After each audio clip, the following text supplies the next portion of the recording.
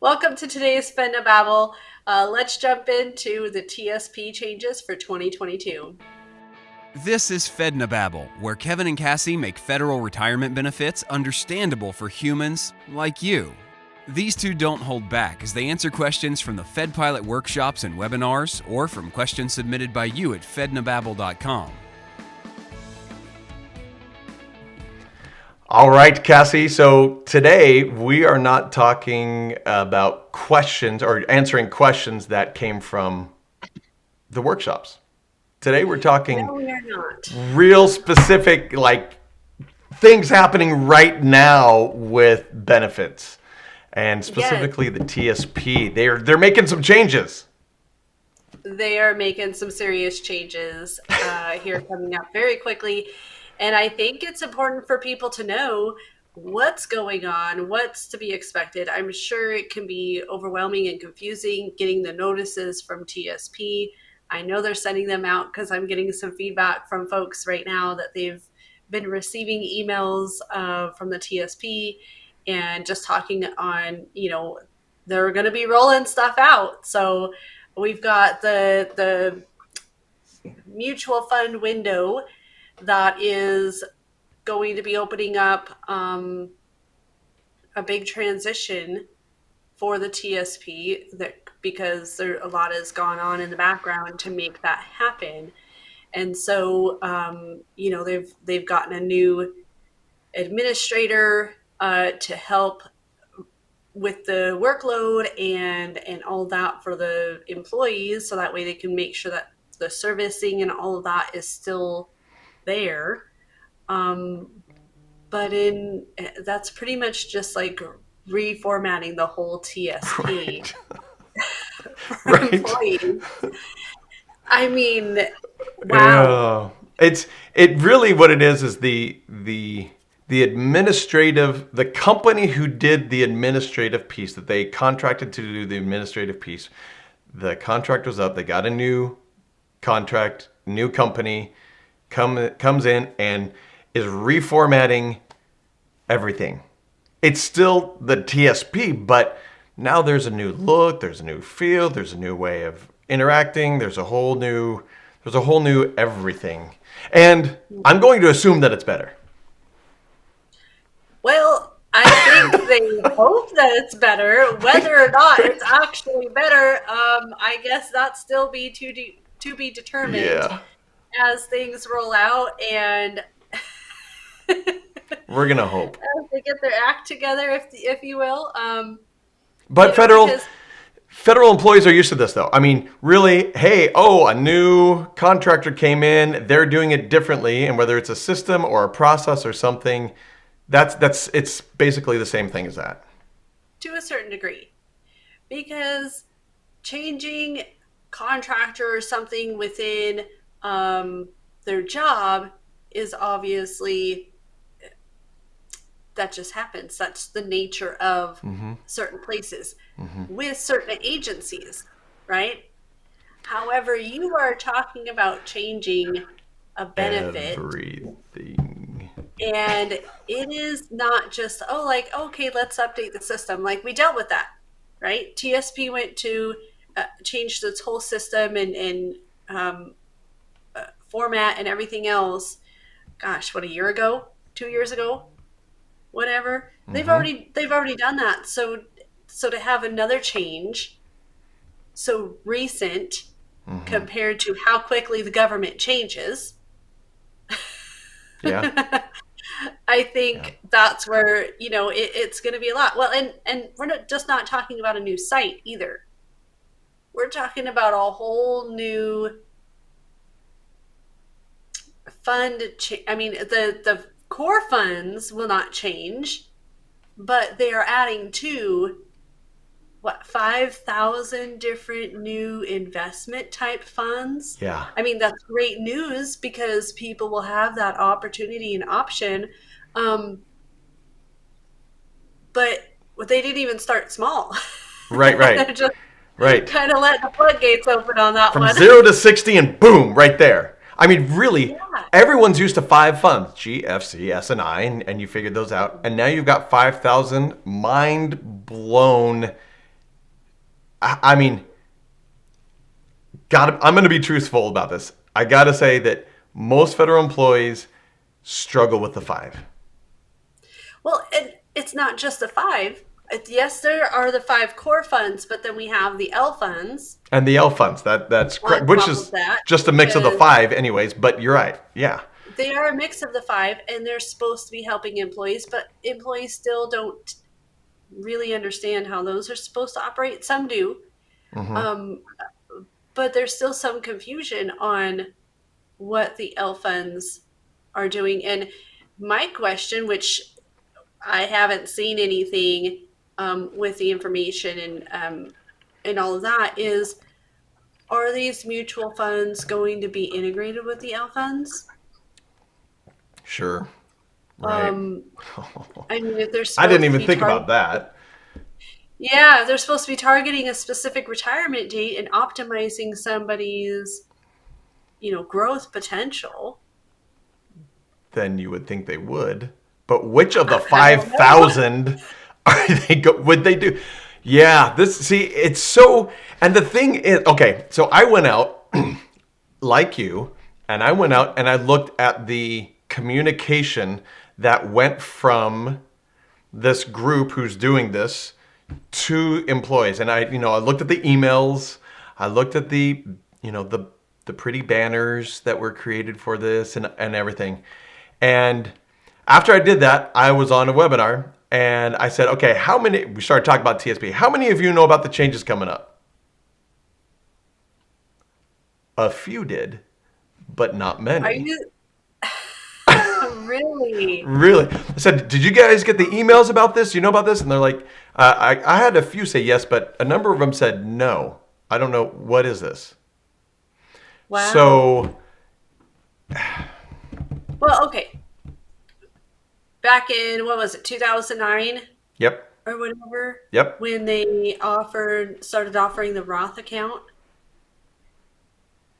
some people are still confused about that. yes, And yes, some don't even know that it's an option, yeah. I still get that people it saying, what? A can help Roth and in the not. TSP? Yeah. There is? I didn't know about that. Yeah, and it's been a decade plus. Yeah. Yeah, So, and is that you think that's a function of I don't know. I wish that we could just tell everyone this is how it works and not what to do because that's going to be up to each individual person. But I think there is almost a culture of there is so little communication and education around this that I think a lot of federal employees not really not really their fault. They just kind of back off and they say whatever, do well, what you do. I here's don't the know. thing: when you get so many emails a day, I know. who has time to That's read true. what's going on? And you think about it, how many benefit changes so drastically have happened, Yeah. right? Not many. It's and so if they are getting the communications from TSP, I mean, for me, I know sometimes I don't always read my emails. I just delete them or whatever. Is that why you haven't been answering my emails, Cassie? That's I right. see. No, but really, like, it wouldn't surprise me that people are so busy in their day to day activities and they think, oh, I'll get to it. Yeah. Or, oh, another thing from TSP, right? I'm guilty of that. I'm sure other people are too. Um, or if you're anything like where my husband was working, he didn't even access Right.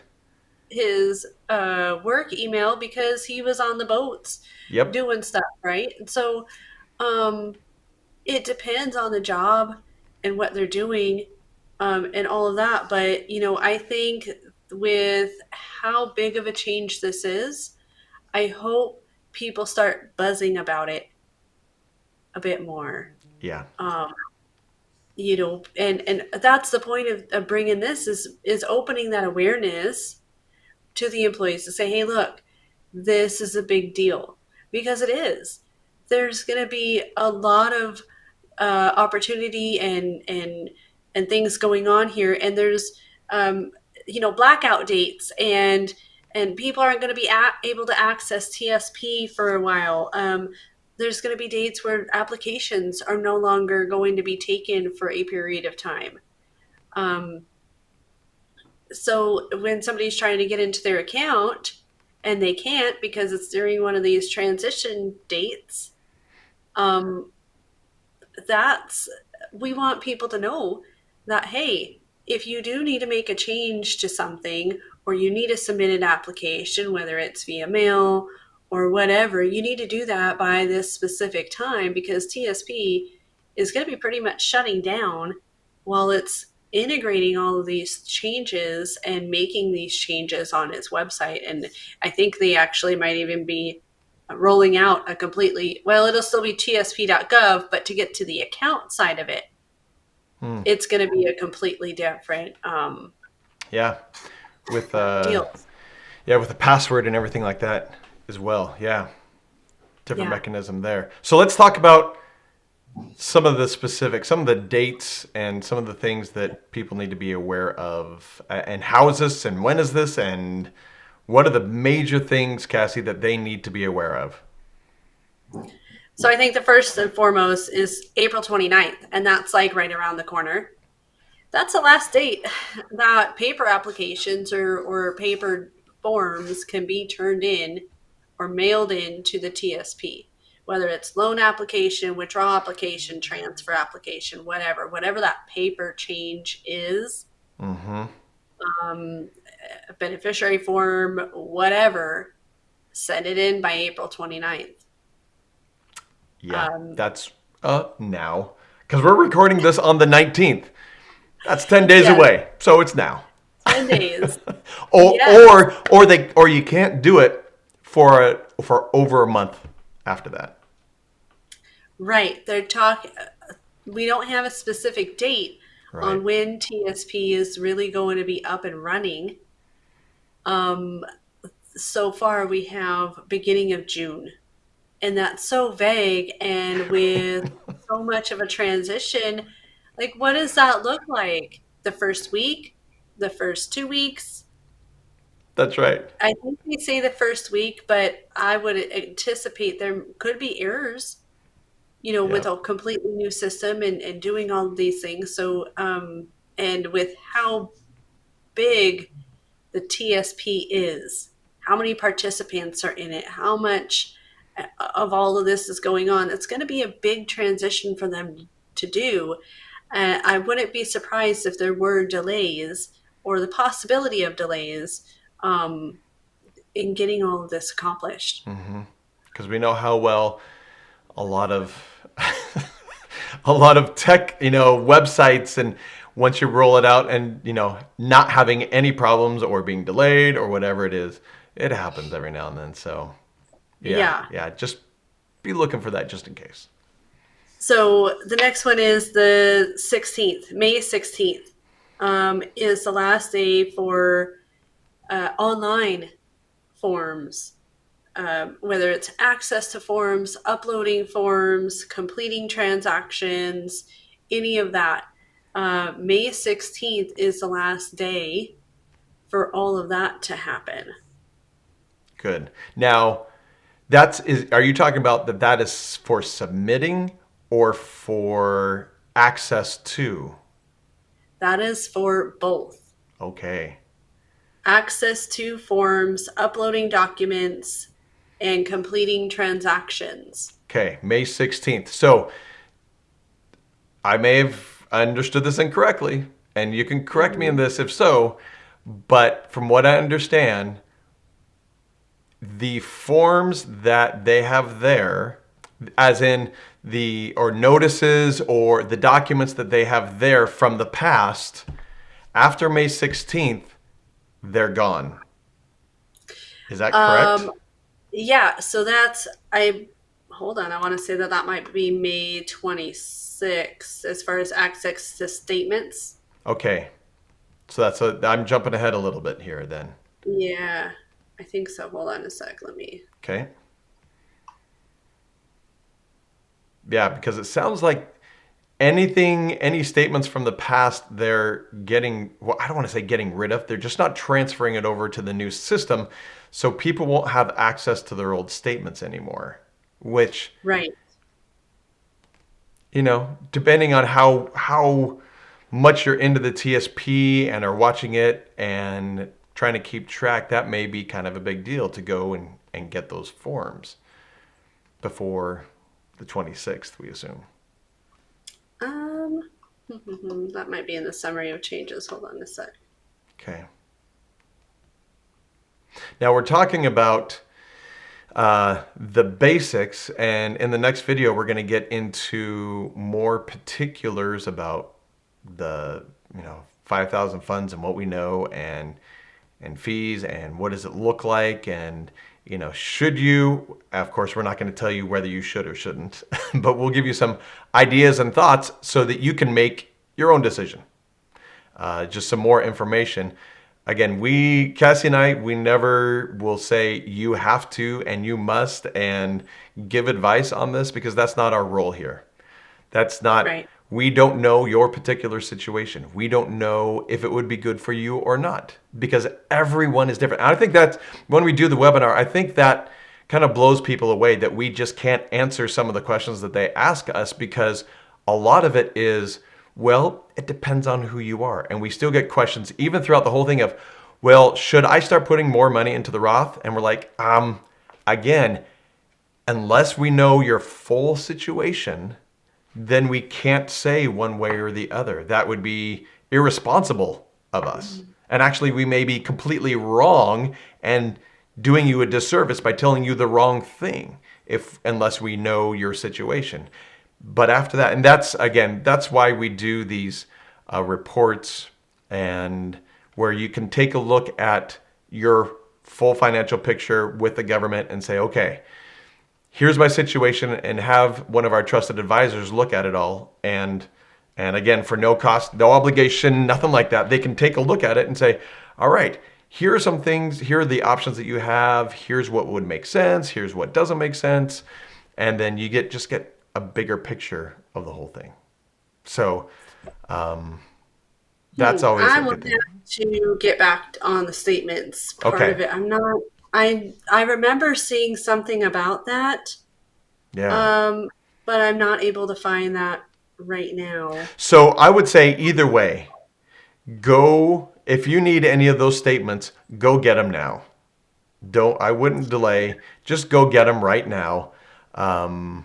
Whether it's the 16th or the 26th, whichever it is of May, just go get those statements if you need them.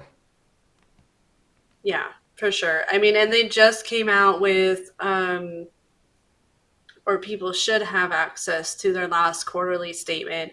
And because the transition will be happening and then the new system will be in place before the next quarter is over, then I would assume, this is an assumption I know, that the new statements will be available beginning the second quarter, Sure. in the new TSP system. Okay. So that much I do know. Okay.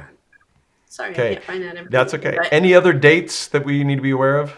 yeah, May 17th is the last day to receive any written correspondence by mail or fax. And so if you need to mail or fax something into the TSP, make sure you do that by May 17th.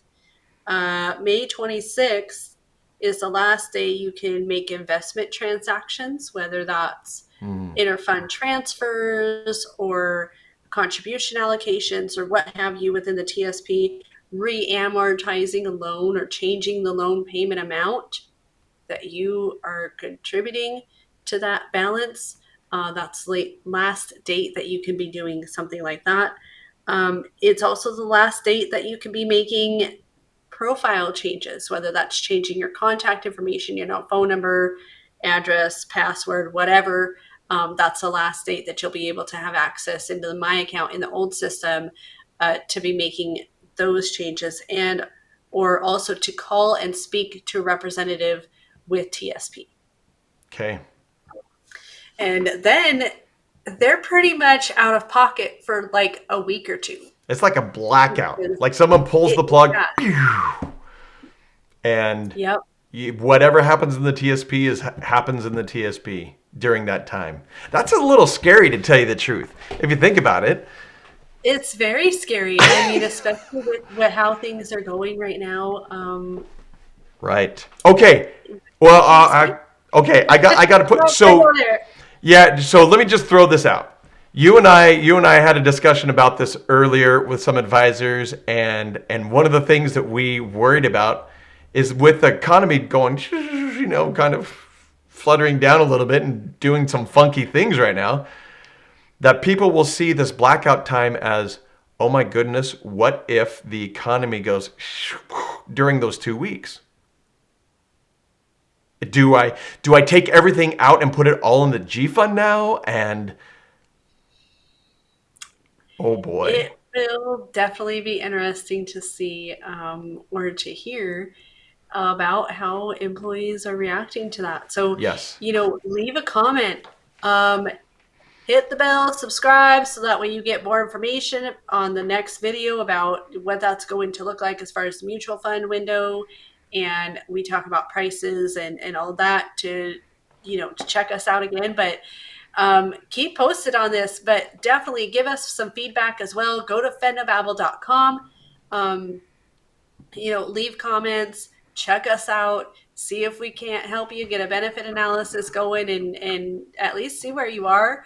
And if you need to make any changes, we're obviously not in the capacity to be able to provide that guidance, but we know many people who are, and we definitely want to be able to answer your questions and help you guys out on getting that guidance as well. Good. Thanks. We'll see you in the next video where we go into more depth. See you there. To get Cassie's comprehensive report on your federal retirement benefits at no cost, no obligation, and no sales pitch, go to Fednobabble.com. While you're there, submit a question for them to answer on the show.